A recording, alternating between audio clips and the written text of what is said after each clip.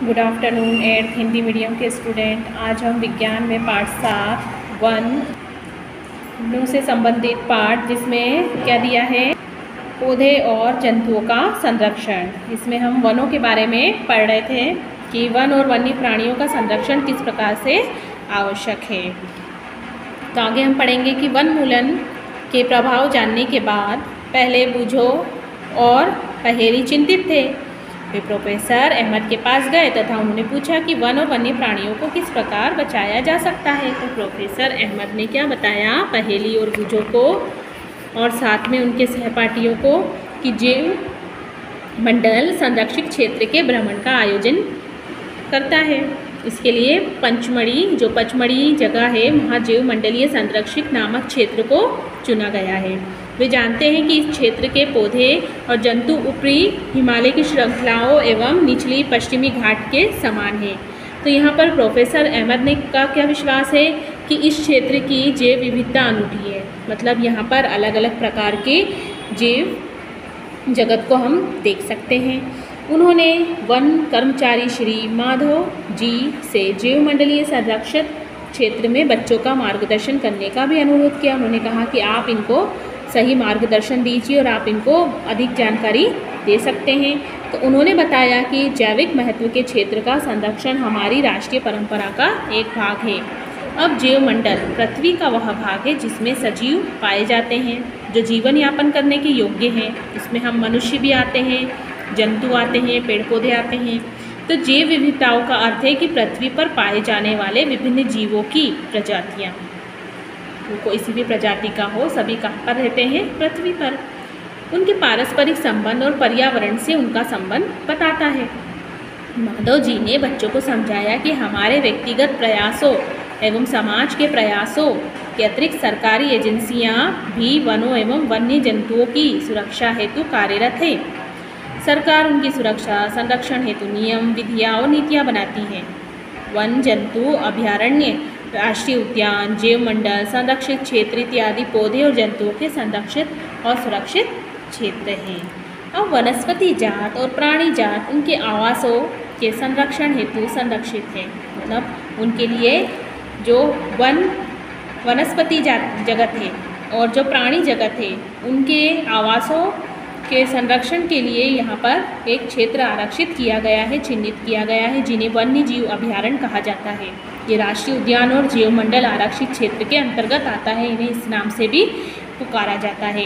यहाँ पर वृक्षारोपण, कृषि कार्य, चारागाह, वृक्षों की कटाई, शिकार, खाल प्राप्त करने हेतु शिकार, पॉन्चिंग इस क्षेत्र में निषिद्ध है।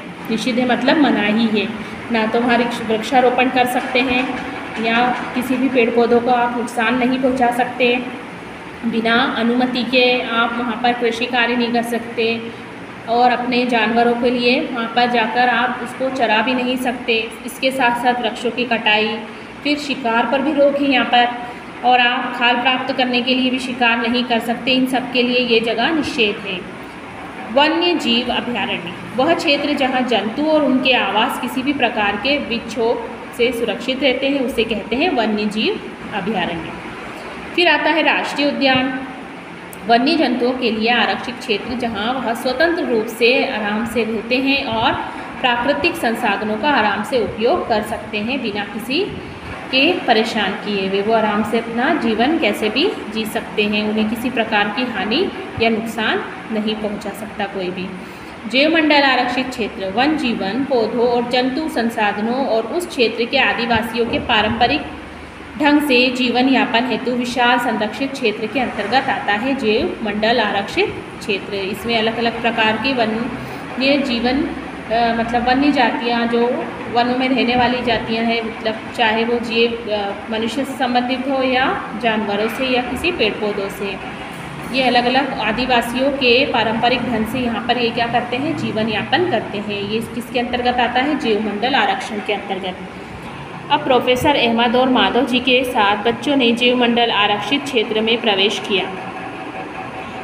माधव जी ने समझाया, क्या समझाया, कि जैव विविधता से संरक्षण के उद्देश्य से जैव मंडल आरक्षित क्षेत्र बनाए गए हैं। जैसा कि आप जानते हैं कि जैव विविधता का अर्थ है किसी क्षेत्र विशेष में पाए जाने वाले सभी पौधों, जंतुओं और सूक्ष्म जीवों की विभिन्न प्रजातियाँ।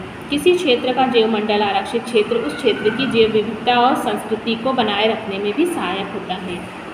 किसी जैवमंडल आरक्षित क्षेत्र के अंतर्गत अन्य संरक्षित क्षेत्र भी जुड़े होते हैं और ये भी क्या करते हैं, यही काम करते हैं। अब पचमढ़ी जैवमंडल आरक्षित क्षेत्र में सतपुड़ा नामक एक राष्ट्रीय उद्यान तथा बोरी एवं पचमढ़ी नामक 2 वन्य जंतु अभयारण्य भी आते हैं, जो कहाँ पर स्थित है, पचमढ़ी में, जैसा कि यहाँ पर नीचे चित्र में दिखाया गया है। ये वो पचमढ़ी जगह है और ये संरक्षित क्षेत्र है। ये नीम घन सतपुड़ा राष्ट्रीय उद्यान है। इधर आता है पचमढ़ी अभयारण्य, पिपरिया, पनारपानी गेट, पचमढ़ी, बोरी अभयारण्य, भेन, बोरी, चूना, ये सब इसके अंतर्गत आते हैं। अब पढ़ेंगे हम पेड़ पौधे एवं जीव जंतु। बच्चों ने भ्रमण करते समय जैवमंडल आरक्षित क्षेत्र की हरियाली संपदा की प्रशंसा की। उन्हें बहुत ही अच्छा लगा।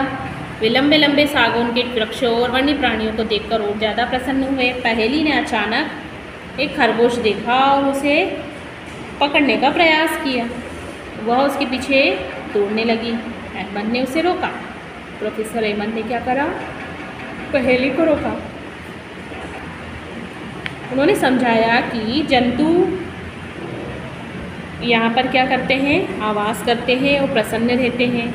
हमें उनको परेशान नहीं करना चाहिए। माधव जी ने समझाया, कुछ जंतु और पौधे एक विशेष क्षेत्र में रहना पसंद करते हैं और वहीं पर रहते हैं। किसी विशेष क्षेत्र में पाए जाने वाले पेड़ पौधे उस क्षेत्र में वनस्पति जात और जीव जंतु प्राणी जात कहलाते हैं, जो एक क्षेत्र विशेष में रहते हैं। अब यहाँ पर कुछ वृक्षों, पेड़ पौधों की जातियाँ, प्रजातियों के बारे में बताया है कि कौन कौन से वृक्ष वहाँ पर पाए जाते हैं। साल, सागौन, आम, जामुन, सिल्वर, फर्न, अर्जुन इत्यादि ये वनस्पति जात है। जबकि चिंकारा, नीलगाय, बरकिंग, हिरण, चीतल, तेंदुआ, जंगली कुत्ता, भेड़िया इत्यादि ये प्राणी जात है, जो पचमढ़ी जैवमंडल आरक्षित क्षेत्र में निवास करते हैं। यहाँ पर इनके कुछ चित्र भी नीचे पेज नंबर 80 पर दिए हैं।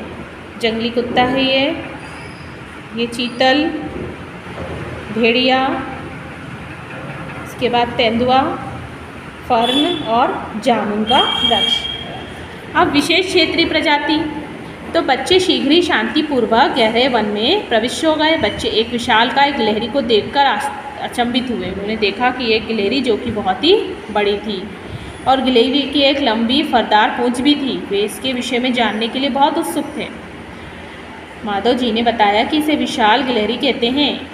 यह यहाँ की विशेष क्षेत्रीय स्पीशीज है, एक जाति है। पेड़ पौधे और जंतुओं की वह स्पीशीज जो किसी विशेष क्षेत्र में विशिष्ट रूप से पाई जाती है, उसे विशेष क्षेत्रीय स्पीशीज यानी जाति कहा जाता है।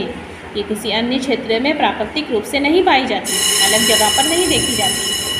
किसी विशेष प्रकार का पौधा या जंतु किसी विशेष क्षेत्र, राज्य अथवा देश की विशेष क्षेत्रीय हो सकती है। माधव जी ने पचमढ़ी जैव आरक्षित क्षेत्र में स्थित साल और जंगली आम के पेड़ को दिखाकर उनके बारे में जानकारी दी और बताया कि यह वनस्पति जगत का उदाहरण है। यहाँ पर देखने को हमें कई उदाहरण देखने को मिलते हैं।